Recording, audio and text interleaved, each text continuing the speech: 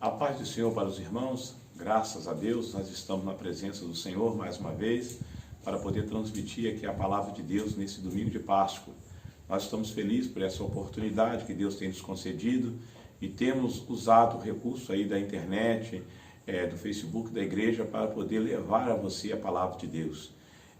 Nós já tivemos aí a nossa devocional, tivemos aí os irmãos que participaram, deixaram suas palavras e cantaram louvores. Nós temos aí, tivemos a participação dos irmãos lá de Santana do Garambé. Meu muito obrigado pela participação de vocês, que Deus possa abençoar o presbítero Carlos com toda a sua equipe lá, que Deus possa derramar fortemente a sua graça sobre a vida de vocês. Também lá em Santa Rita do Ibitipoca, Minas Gerais, o presbítero Marcelo, missionária Cristina, que falou agora há pouco.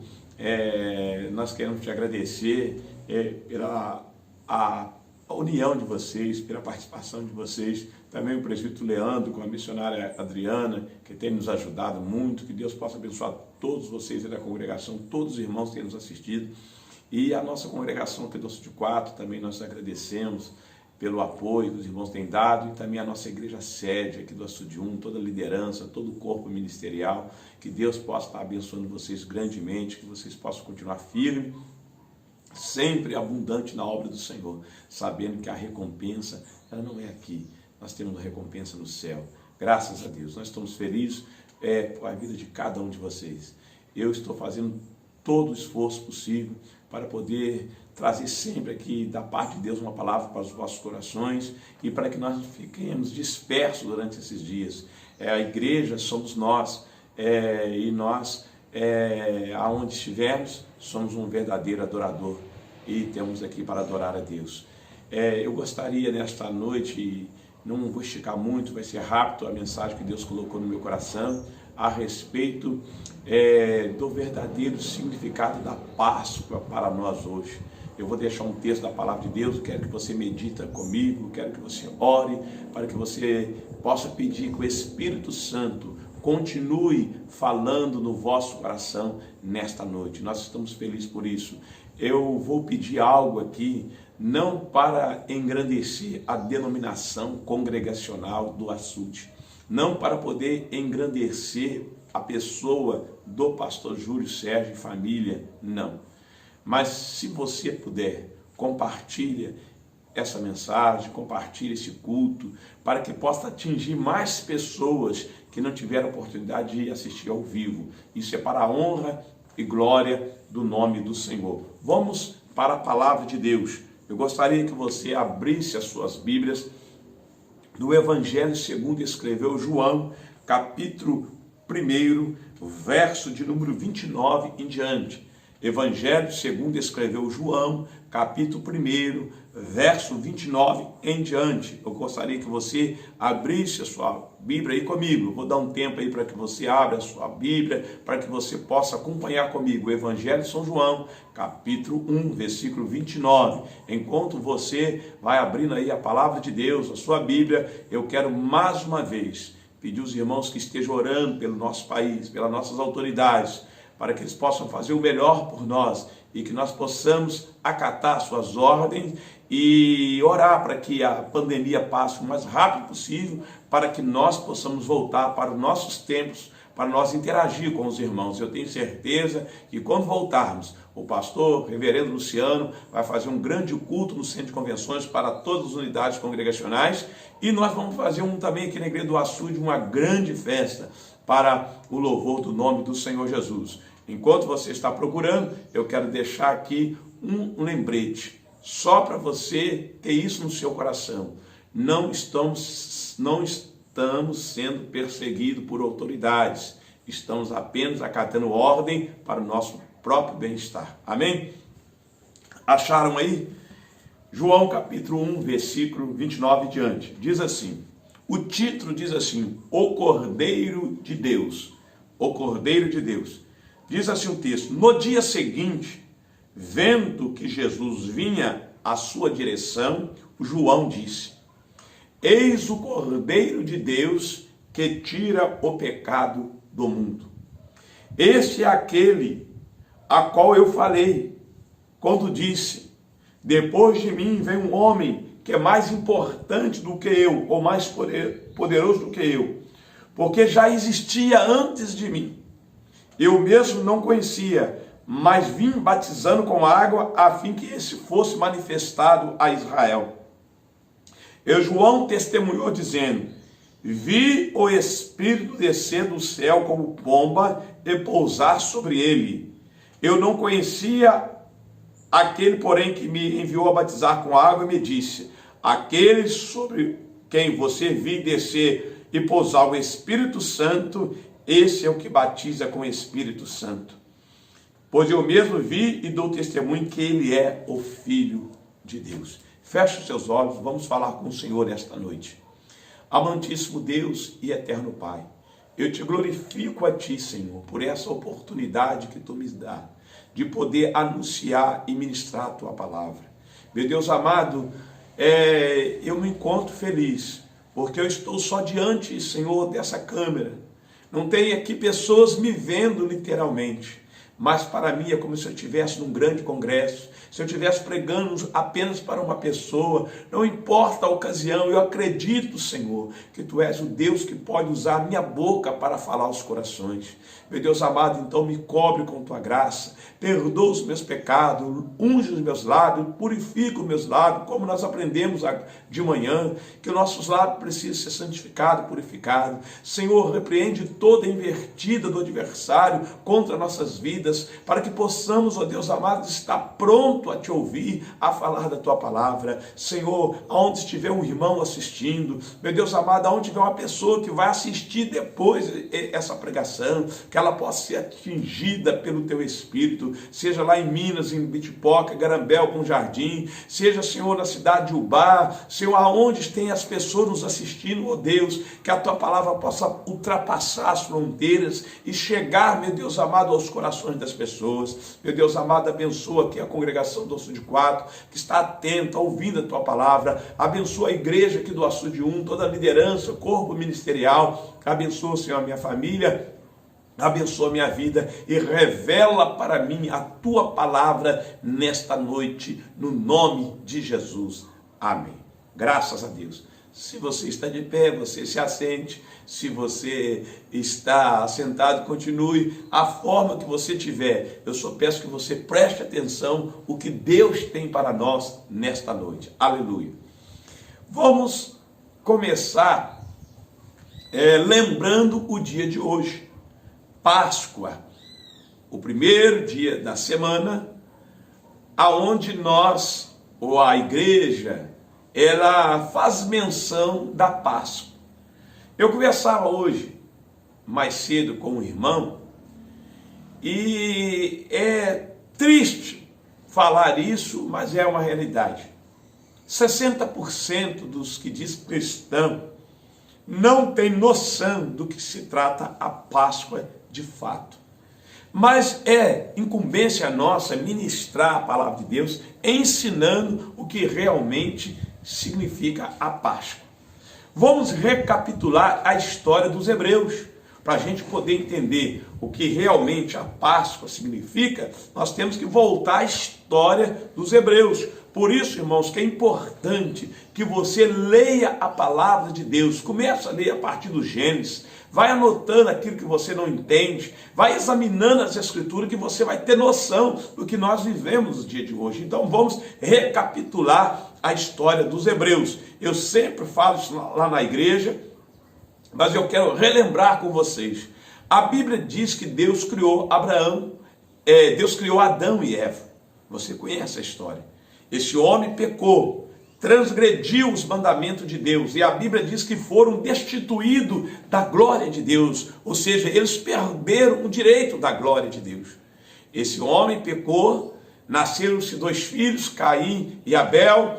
Caim matou Abel, e depois Eva concebeu e teve mais filhos, e a geração foi se estendendo até que chegou na época de Noé. A Bíblia diz que quando chegou nos dias de Noé, o mundo estava numa situação tão pecaminosa que Deus sentia nojo da humanidade e resolveu destruir o mundo de então. A Bíblia diz que Deus então anuncia o dilúvio e através da arca, que tipificava Cristo, ele salva Noé, a sua esposa, os seus 3 filhos e as suas 3 noras. Ou seja, 8 pessoas foram salvas das águas do dilúvio, juntamente com os animais, porque acreditaram na palavra de Deus. E a arca tipificava Cristo, que viria para poder salvar a humanidade dos seus pecados. Então, a gente vai recapitulando essa mensagem aí, a história. Deus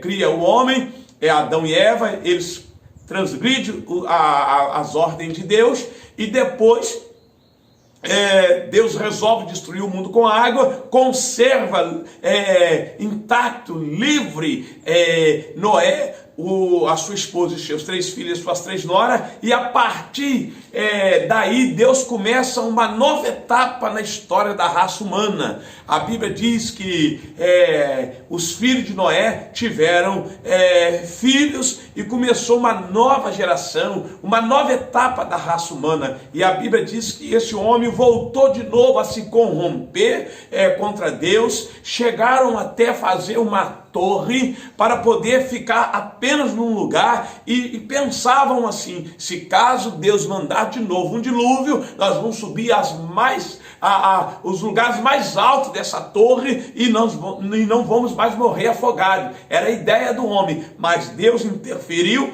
confundindo as línguas, e o homem teve que ser disperso em toda a terra, e aonde deu origem das línguas, e o homem ficou disperso em toda a terra, foi cada um para um lado, e mesmo assim o homem continuou a se corromper contra Deus e continuou a pecar. Aí Deus tinha feito um voto, uma aliança com Noé, que não ia mais destruir o mundo com a água. E Deus, quando promete, quando ele fala, ele cumpre com a sua palavra, e Deus não fez isso naquela época, como ainda não faz até hoje.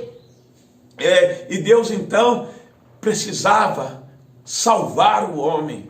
Ele precisava tirar do meio desse homem perdido uma semente, que seria Jesus Cristo, a qual ele tinha prometido lá para os nossos primeiros pais, que a semente da mulher nasceria aquele que ia esmagar a cabeça da serpente. A Bíblia diz então que Deus, lá na terra de Ur dos Caldeus, Deus chama Abrão. Você conhece essa história. A Bíblia diz que Deus aparece para Abrão, ainda não era Abraão, aparece para Abrão e diz assim: sai da tua terra, sai da tua parentela, vai para uma terra que eu vou te mostrar, e eu farei de você uma grande nação. Aleluia. Olha só como o propósito de Deus é infinito para o homem. Olha como que Deus, ele nunca quis aniquilar o homem, ele quis sempre conservar a sua obra-prima. Ele criou o homem para o louvor da sua glória. Então o homem falhou lá no jardim, Deus deu a arca, falhou depois do dilúvio. Deus então agora acha um novo escape. Ele chama um homem do meio de uma nação corrupta, de um povo corrupto, de meio de uma idolatria, e fala: sai da sua terra, deixa a tua parentela, sai para um caminho que você não conhece, que eu vou te mostrar no decorrer da estrada, e farei de você uma grande nação. A Bíblia diz que Abraão creu, ele saiu para uma terra que não conhecia. O livro de Hebreus diz isso, que Abraão saiu pela fé, peregrinando pelo deserto, sem saber para onde ia, mas crendo que o Deus que o falou ia mostrar o lugar certo. E a Bíblia diz que Deus fala isso com Abraão. Abraão sai da sua casa, acontece aquele episódio com Ló, a qual vocês conhecem. Eu não vou parar nesse episódio, porque o propósito é eu chegar no Cordeiro de Deus que tira o pecado do mundo. Eu sei que Deus já está falando com você nesta noite. A Bíblia diz que Abraão, ele casa com Sarai, que depois passa a chamar Sara. Abrão tem o nome também mudado de Abrão para Abraão, e de Abraão e Sara, Deus promete um filho. Vocês também conhecem o episódio, eu já preguei dias atrás, que Sara tentou antecipar as coisas, mas isso é para uma outra hora. Eu só sei que de Abraão e Sara nasce Isaac, e de Isaac e Rebeca nasce Jacó e Esaú. Jacó era o mais novo, mas Deus tinha prometido no ventre de Rebeca que o filho maior ia servir o menor. E apesar de todos os episódios que você conhece, Deus então aparece para Jacó e promete a ele que faria dele também uma grande nação.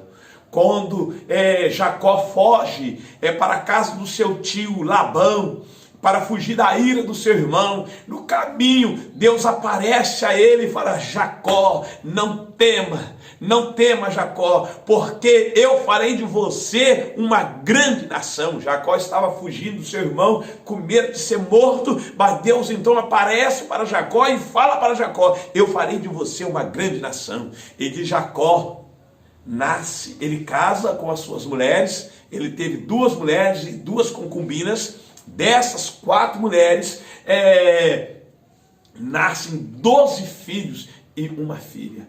Mas dos 12 filhos de Jacó, Deus promete fazer deles uma grande nação. E você conhece a história dos 12 filhos de Jacó. A Bíblia diz que tinha um que chamava José, que você conhece, e Jacó o amava. E Deus deu sonho a esse José e falou para ele que ele ia ser um governador. O tempo passou, os irmãos de Jacó não acreditou, venderam José para poder impedir que o sonho acontecesse.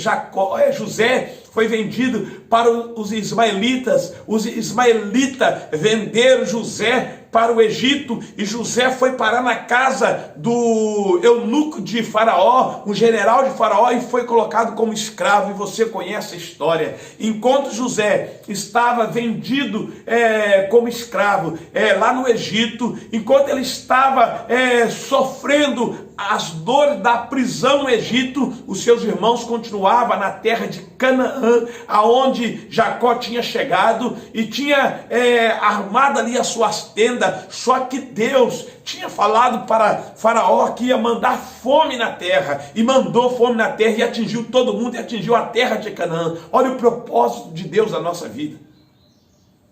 A fome chegou lá em Canaã também. E a Bíblia diz que quando os mantimentos de Jacó acabou, Jacó manda os seus filhos ir ao Egito comprar pão. E lá José reconhece os seus irmãos, depois de todo aquele episódio que você já conhece.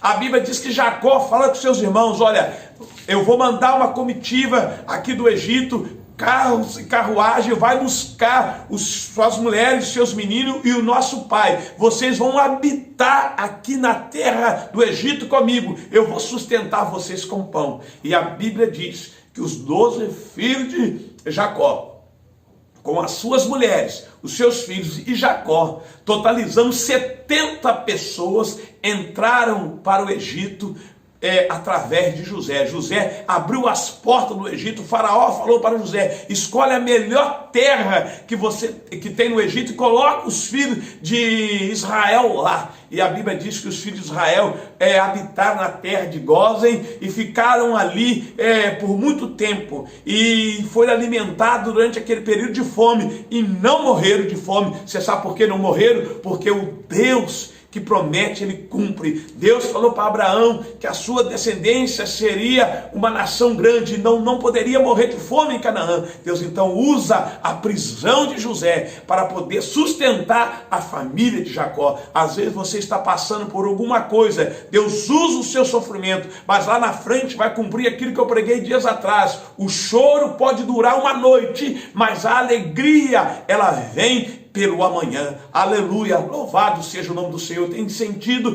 que você está sentindo Deus na sua vida neste momento. A história é gostosa de se lembrar. A Bíblia diz que 70 almas entram para o Egito.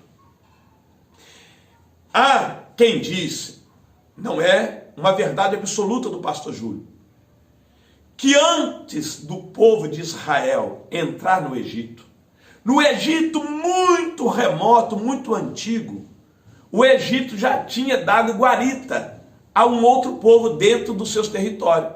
Foi por isso que depois que José morreu, aquele faraó que levantou, que não conhecia José, para mim ele foi um homem muito inteligente. Ele falou: eu não conheço José, não sei da história. Eu só sei que nós já passamos por um episódio semelhante. Esse povo cresce fortemente, são homens formosos. Vai acontecer que vai vir a guerra, eles vão levantar contra nós dentro do nosso próprio território. Então o que nós vamos fazer? Nós vamos enfraquecer esse povo, dando serviço forçado, tirando o pão, açoitando e matando as crianças. Você conhece esse episódio, daquelas 70 pessoas que entraram no Egito. Eles cresceram tanto que quando saiu do Egito, 430 anos depois, a Bíblia diz que saiu mais ou menos 800 mil homens, sem contar as crianças, e uma mistura de gente. Calculam-se, não é também uma verdade, é um cálculo, que mais ou menos 2 milhões de pessoas saíram do Egito, ou seja, 70 pessoas entraram. Depois de 430 anos, mais de 2 milhões de pessoas saíram do Egito. Mas vamos voltar para a história. O povo se fortificou, a Bíblia diz que o povo cresceu no Egito. Cresceu de uma maneira tão grande que Faraó, que não conhecia José, depois de José ter morrido, Faraó oprimiu este povo. Oprimiu de uma tal maneira que esse povo começou a falar com Deus intensamente, todos os dias. Por isso, irmãos, eu abro aqui um parênteses para falar com você. Você quer vitória? Passa a clamar ao Senhor dia após dia. Viva uma vida de oração que Deus vai ouvir a sua oração. Aleluia. A Bíblia diz que depois de 430 anos, depois que Moisés é conservado pela sua mãe e que ele se torna grande, a Bíblia diz que lá em Hebreus capítulo 11, que pela fé Moisés, sendo grande, ele preferiu não ser chamado filho da filha de Faraó, mas antes preferiu receber as vergonhas, o vitupério de Cristo, do que ter um pouco de tempo o gozo do pecado. E a Bíblia diz que quando Moisés foge da face de Faraó para o deserto, porque ele tinha matado um homem tentando fazer justiça com as suas próprias mãos, Deus aparece no meio da sarça. O fogo começa, a sarça é uma planta seca que qualquer faísca vai queimar, vai aniquilar, mas o fogo parecia no meio daquela sarça e a sarça não se consumia. Moisés parou para ver a visão e lá no meio do fogo Deus fala com Moisés: Moisés, Moisés, tira a sandália dos teus pés, porque o lugar que você está habitando é terra santa. Eu sou o Deus de Abraão, de Isaac e de Jacó. Eu tenho ouvido atentamente o clamor do meu povo e desci na final de livrar das mãos de Faraó. Você vai descer e vai falar com o Faraó para deixar o meu povo ir para uma terra que mana leite e mel e sacrificar no deserto. Vocês estão entendendo a história? Aquelas 70 almas que entraram lá no Egito 430 anos antes, agora uma multidão clama a Deus e Deus promete através de Moisés libertar este povo. E você conhece a história, eu vou só apenas lembrar. E a Bíblia diz que Deus usa Moisés para falar diversas vezes com o Faraó. E Deus resolve mandar pragas para poder castigar o Egito e Faraó, para mostrar que ele era Deus. Depois da 9ª praga, que Faraó continuava com seu coração duro, Deus anuncia a 10ª praga. Aí que entra a história da Páscoa. Como que é bonita a história. A Bíblia diz que Deus,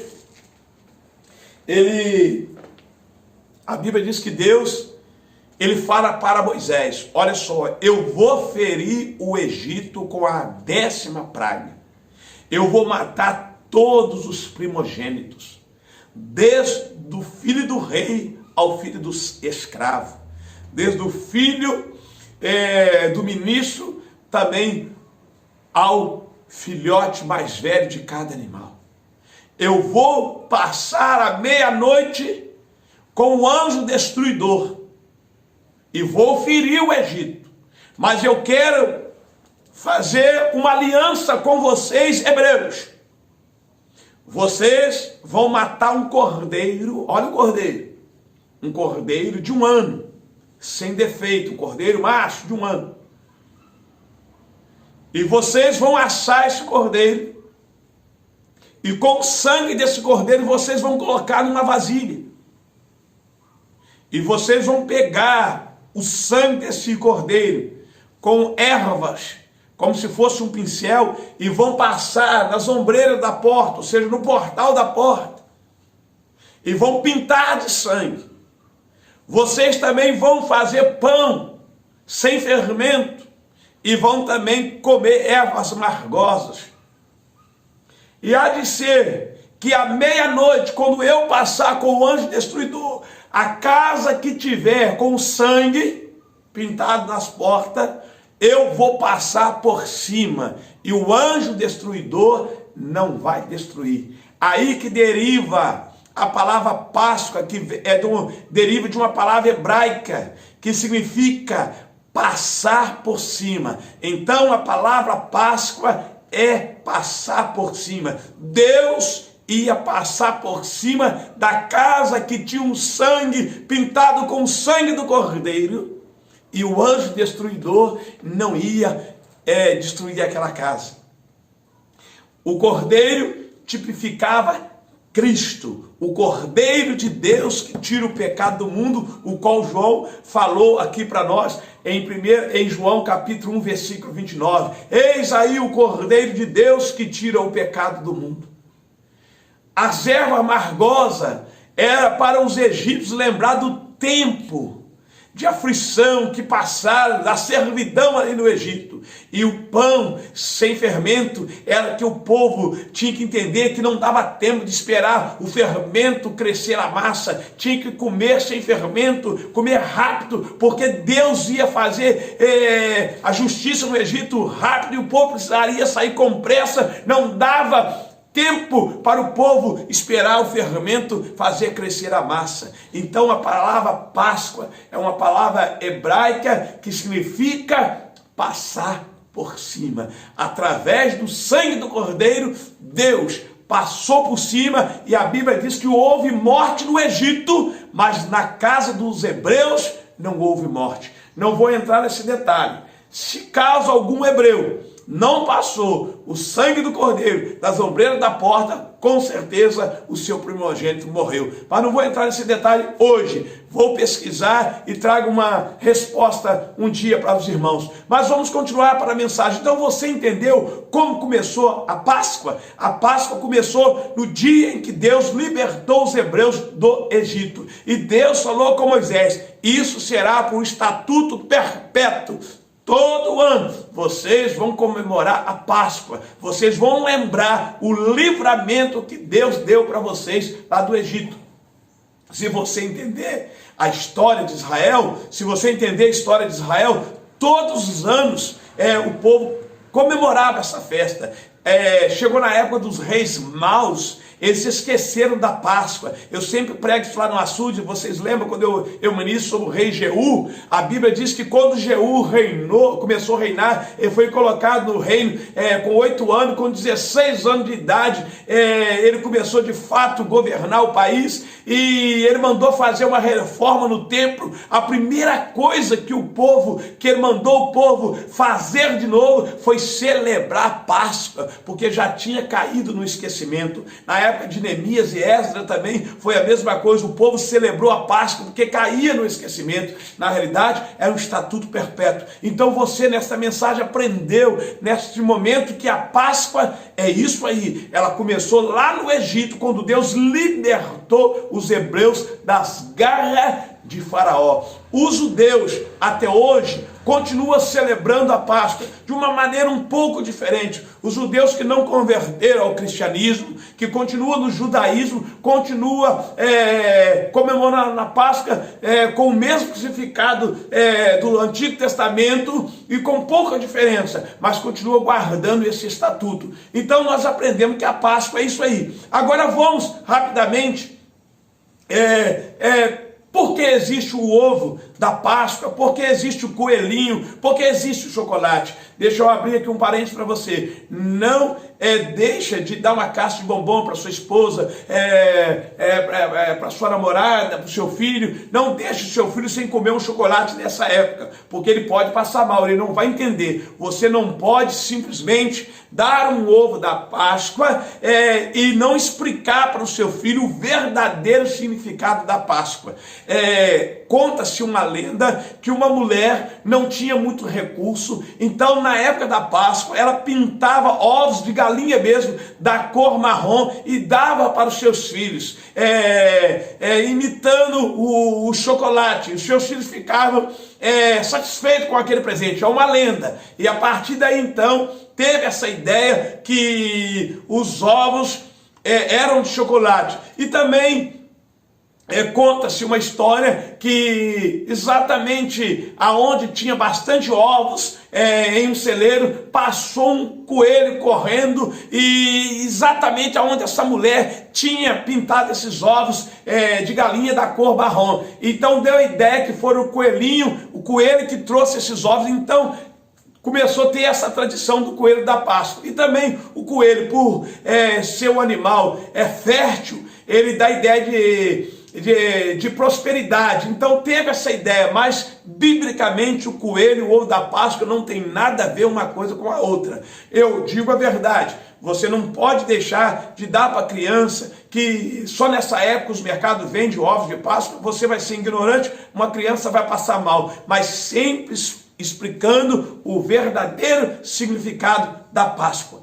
Então nós aprendemos aí, o chocolate não tem nada a ver com o que realmente é a Páscoa, os ovos também não tem, o coelho também não tem. Realmente a Páscoa significa a libertação dos hebreus do Egito. E para nós, a igreja do Senhor Jesus, agora que entra o momento mais gostoso desta história da Páscoa. A Bíblia diz que quando Jesus estava aqui na terra, irmãos, a gente estuda um pouquinho e Deus vai tocando no nosso coração, a gente vai passando a história para os irmãos e vivendo aquele momento. Parece que eu estou vivendo lá a época de Moisés, e agora parece que o Espírito Santo está me levando na época de Jesus. Jesus, a Bíblia diz que nasceu debaixo da lei e cumpriu a lei. Jesus falou para João Batista: eu não vim para negar a lei, mas eu vim fazer a lei cumprir. E a Bíblia diz que quando Jesus estava aqui, aproximando os seus dias dele ser crucificado, provavelmente na quinta-feira à tarde, aonde Jerusalém estava movimentada, porque tinha muitos peregrinos que vinham para poder celebrar a Páscoa. Era difícil achar um lugar para poder fazer a Páscoa, porque tinha que ter um espaço muito grande. Mais ou menos na quinta-feira santa, mais ou menos à tarde ou meio-dia, os discípulos perguntaram aonde eles iam reunir para poder comemorar a Páscoa. Jesus disse assim: olha, você vai para um lugar X, você vai encontrar um homem carregando uma vasilha de água, você vai perguntar com ele, olha, o mestre mandou perguntar, aonde está o aposento, aonde está o cenáculo, que o mestre vai celebrar a Páscoa juntamente com seus discípulos. A Bíblia diz que o homem mostrou o lugar, tudo direitinho, aonde que era, e os discípulos, Pedro e João, começaram então naquela tarde preparar os preparativos, porque tinha que ter o cordeiro, tinha que ter as ervas amargosas, tinha que ter um molho que eles faziam ali, para a gente entender, um molho semelhante à nossa massa de tomate, um molho vermelho, tinha que ter água, tinha que ter o vinho, o suco da uva, tinha que fazer a preparação e tinha que ter os pães asmos, os pães sem fermento, para lembrar de fato tudo aquilo que Deus tinha feito no passado. E mais ou menos na quinta-feira à tarde, aquela correria grande. Há alguns que diz que esse homem que emprestou a casa para poder fazer a Páscoa pode ser Nicodemos ou José de Arimateia, mas isso é só uma especulação. Eu estou fazendo aqui só para nível de enriquecimento da mensagem, mas o importante é que teve lugar para Jesus celebrar a Páscoa. Oh, aleluia! Eu estou falando agora da Páscoa para a igreja. Qual é o motivo que nós nos alegramos hoje? Alegramos nessa noite de Páscoa. Talvez você não teve dinheiro para comprar o chocolate, talvez você não teve dinheiro para comer o bacalhau, mas você está aprendendo nesta noite o que realmente a Páscoa é para nós. A Bíblia diz que Jesus, então, vai sentar com os seus discípulos para poder celebrar a Páscoa. Aleluia! Oh, louvado seja Deus! E, segundo as tradições, dizia que o pai de família, aquele que estava representando a família, pegava o pão, repartia e dava para os que estavam sentados à mesa. E Jesus estava ali como alguém representando o cristianismo. Eu creio que deram a oportunidade para Jesus pegar o pão e dividir para as pessoas, como mandava a tradição, como era o ritual a ser feito. Mas quando Jesus pegou aquele pão, teve uma surpresa aos olhos daqueles que estavam sentados à mesa. Aleluia! Teve uma surpresa aos olhos daqueles que estavam sentados à mesa. A Bíblia diz que Jesus pegou o pão e quando partiu e começou a distribuir para o que estava sentado à mesa, ele fez algo diferente, que a cerimônia da Páscoa não estava acostumado a ver. Ele fez algo diferente. Eu vou falar com as minhas palavras para que a gente possa entender essa mensagem poderosa aos nossos corações. Aleluia. Jesus pegou aquele pão e disse: este pão é o meu corpo que será partido por vós.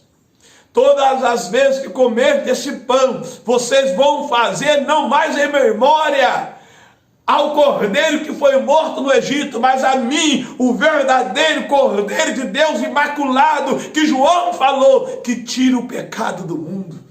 Aleluia. Eu creio que as pessoas ficaram pasmas. Eu creio que houve talvez um diálogo, mas peraí, aqui está o cordeiro, esse cordeiro aqui é que os nossos pais sacrificaram lá no Egito. Sim, eles sacrificaram esse cordeiro no Egito. Esse cordeiro deixou o anjo passar por cima, o destruidor não chegou, mas estava tipificando, estava falando de mim. Eu sou o cordeiro que você levantar no madeiro uma única vez, para não tapar o pecado, mas para tirar o pecado da humanidade. Essa é a nossa Páscoa. E quando na tradição os pais de família pegavam água, pegavam o vinho, para poder dividir entre os convidados da mesa, Jesus pegou o cálice. Essa é a parte que mais me emociona. Por isso que é importante, todas as vezes que nós participamos do rito da Santa Ceia, nós participamos com reverência, com temor e com alegria, lembrando que um dia você estava perdido e Cristo te resgatou das garras do inferno e te colocou você em lugares altos. Aleluia! Louvado seja o nome do Senhor. A Bíblia diz que quando Jesus, ele pega, eu guardei aqui para nós, em Mateus, aleluia, capítulo 26, versículo 26, aleluia, capítulo 26, versículo 26, enquanto comiam, enquanto eles estavam comendo, quando estava comendo o cordeiro lá, Jesus pegou um pão, orou, e partiu e deu aos seus discípulos, dizendo: tomai e comei, este é o meu corpo. Oh, aleluia, este é o meu corpo. A seguir, Jesus pegou o cálice, um copo muito mais bonito do que esse, e levantou, e disse assim: esse cálice, ele anula a antiga aliança. Esse cálice anula o Antigo Testamento, é uma nova aliança no meu sangue. Todas as vezes que vocês beberem, vocês vão beber em memória de mim, porque esse sangue daqui uns dias, ou daqui 2 dias, será jorrado na cruz para tirar o pecado de toda a humanidade. Essa é a nossa Páscoa. Oh, aleluia. E Jesus disse assim: bebam, e fez uma promessa para a igreja: bebam todos deles, porque isto é o meu sangue, o sangue da aliança, derramado em favor de muitos para a remissão dos pecados.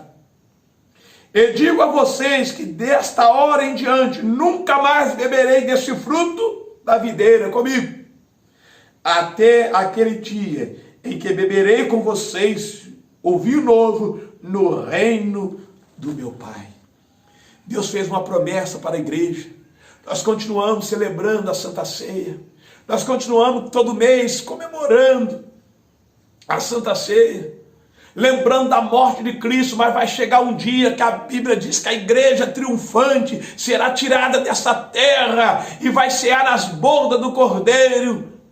Aleluia! Louvado seja o nome do Senhor. Essa é a nossa Páscoa. Eu queria também deixar aqui uma referência para vocês. Hebreus capítulo 10, versículo 11. Ora, todo sacerdote se apresenta dia após dia para exercer serviço sagrado e oferecer muitas vezes os mesmos sacrifícios, que nunca, jamais pode remover os pecados. Oh, aleluia! Olha só, o escritor aos Hebreus falando. Os sacerdotes apresenta dia após dia para exercer o serviço sagrado, oferecendo muitos sacrifícios, que jamais pode tirar o pecado da humanidade. Mas Jesus, porém, tendo oferecido para sempre o único sacrifício pelos pecados, assentou à direita de Deus, aguardando daí em diante até que ponha todos os seus inimigos debaixo dos seus pés. Oh, aleluia! Cristo apresentou uma única vez como cordeiro. Paulo diz que ele é o nosso cordeiro pascal. Ele é o nosso cordeiro que fez o diabo passar por cima de nós, embora. E João em Apocalipse diz assim: bem-aventurado, olha só, eu disse isso esse dia, aqueles que lavam as suas vestiduras no sangue do Cordeiro, para que possa ter direito a entrar na cidade pelas portas e possa comer da árvore da vida. Em outros versículos, João diz: olha, aqueles que estão em Cristo não têm poder a segunda morte, a morte física. O pecado vai nos levar. A Bíblia diz que todos os pecados instituídos foram da glória de Deus. O salário do pecado é a morte. Eu vou morrer. Se Jesus não arrebatar a igreja antes da minha idade de morrer, eu vou morrer. Vocês vão me sepultar. Mas a segunda morte, a morte eterna, se eu permanecer com esse sangue desse Cordeiro imaculado sobre a minha vida, a segunda morte vai passar por cima e eu vou cear com Cristo nas bordas do Cordeiro. Aleluia! Meu irmão, meu amigo, meu desviado da casa do Senhor, o Cordeiro foi imolado lá no deserto, lá no Egito, para poder guardar os hebreus das mãos de Faraó. Cristo foi imolado, Cristo foi ferido, Cristo foi sacrificado para poder tirar você do Egito, deste mundo, para poder te selar com o selo da promessa, com o Espírito Santo, que é o penhor da nossa salvação. Se você o aceitar Jesus, se você voltar para Jesus, se você crente permanecer fiel, a Bíblia diz que você é selado com o Espírito Santo. E a morte, o pecado não tem mais domínio sobre você. As coisas velhas se passam, tudo se faz novo. Esse Jesus, ele morreu por você. E hoje, nesse domingo de Páscoa, eu quero convidar você a celebrar ao Senhor. Você celebrar ao Senhor, porque Ele é o nosso Cordeiro Pascal, Ele é a nossa Páscoa. Ele é o que faz passar por cima o destruidor. O diabo pode destruir a nossa alma com o coronavírus, a nossa carne com as doenças. O coronavírus pode até nos matar, mas a segunda morte, ela não terá domínio sobre nós, porque o Cordeiro Pascal, Jesus Cristo, morreu e passou o seu sangue sobre nós. E o diabo é obrigado, a morte eterna é obrigado a passar por cima. Que nesta noite você possa sentir a presença de Deus na sua vida. Que o Espírito Santo possa falar ao seu coração. E que Deus pode guardar a sua vida de todo mal. E que você possa entender que a Páscoa para o hebreu foi isso. Para a igreja é o sacrifício de Jesus. O ovo, o chocolate é apenas um comércio. Não é pecado você comprar o ovo. Não é pecado você comprar a caixa de bombom que em casa tem. O que eu não posso deixar de entender o que realmente significa a Páscoa. Que nesta noite você possa tomar posse dessa vitória pela fé. Que o Espírito Santo continue falando no vosso coração. Que Deus possa continuar te guardando. Eu convido a você a curvar sua cabeça, fechar os seus olhos. Eu vou orar por você, dando término a este culto. Senhor, nosso Deus e nosso Pai, Pai de nosso Senhor e Salvador Jesus Cristo, eu te dou graça, Senhor, pela tua palavra ministrada. Eu tenho a certeza, Senhor, que atingiu os corações, falou aos corações. Meu Deus amado, Senhor, que a tua igreja, que já está em casa, possa ter uma noite abençoada, que tu possa guardar os teus filhos, Senhor, na tua presença. Meu Deus amado, Senhor, obrigado pelas irmãs que nos ajudaram, obrigado pelos irmãos que participaram, Senhor, dessa live, obrigado por todos que nos assistiram, Senhor. Dê uma noite abençoada e que esse domingo de Páscoa eu possa continuar te agradecendo pelo grande sacrifício. Obrigado pela vida de cada um. Eu te agradeço no nome de Jesus. Amém e amém. Meus irmãos, que Deus te abençoe. Você continue firme, continue alerta, que brevemente nós estaremos nos nossos templos. Se os nossos templos não voltar a se abrir, no próximo domingo nós vamos celebrar a ceia online. Durante a semana eu vou explicar para vocês como vai ser. A gente crê que a gente volta. Caso não volte, a gente vai ter a nossa Santa Ceia online. Eu vou explicar no decorrer dos dias nos nossos grupos e na hora certa você vai saber como que faz. Na terça-feira nós teremos nosso culto de ensinamento das 20 às 21. Na quinta-feira também o nosso culto das 20 às 21. E domingo pela manhã a EBD e à noite a nossa Santa Ceia, se caso a gente não abra a nossa igreja. Se você precisar de alguma coisa, você tem aí o número das nossas irmãs, procure, comunica a sua necessidade aos santos, deixe um conselho, evita de gastar desnecessário, seja prudente, economiza, que a gente não sabe o que fazer. Você, meu irmão, que trabalha, entenda uma coisa, saia à guerra, tenha os seus cuidados na prevenção da doença, mas não fique em casa sem não estar doente, porque desempregado será pior para você. Como pastor, eu estou aqui para te orientar. Eu também, irmão, sou pastor e sou funcionário de uma empresa. Estou e vou trabalhar todos os dias, estou tendo cuidado que a empresa me pede, estou tendo cuidado quando chego em casa. Mas se eu tiver febre e estiver passando mal, a empresa vai me dispensar. Mas se eu não tiver, eu vou à luta e Deus vai me guardar. Eu não posso ficar em casa perdendo dia de serviço, porque como que eu vou alimentar a família? Então, não perca dia de serviço, vá à luta. Só fique em casa se a empresa te licenciar, ou se de fato você estiver passando mal e ela te dá a dispensa médica, o médico. Mas vá à luta. As irmãs tenham cuidado com as roupas dos esposos quando chegar em casa, tenha cuidado com as crianças, pelo amor de Deus. Igreja do Açude de Congregações, evita a aglomeração. A igreja está restrita aos templos, não é para nós reunirmos de casa em casa também fazendo culto, não. Senão não adianta o confinamento. Você não está impedido de vir na minha casa, mas não pode vir aqui um grupo de 20 pessoas. Eu, particularmente, estou evitando ir na casa dos irmãos. Nem é só por uma extrema necessidade, porque eu não quero levar, se caso tiver contaminado o vírus, a ninguém. Então tome muito cuidado, deixa o churrasco para uma outra hora, deixa o lanche para uma outra hora, principalmente as casas que tem criança. Vamos ser prudentes.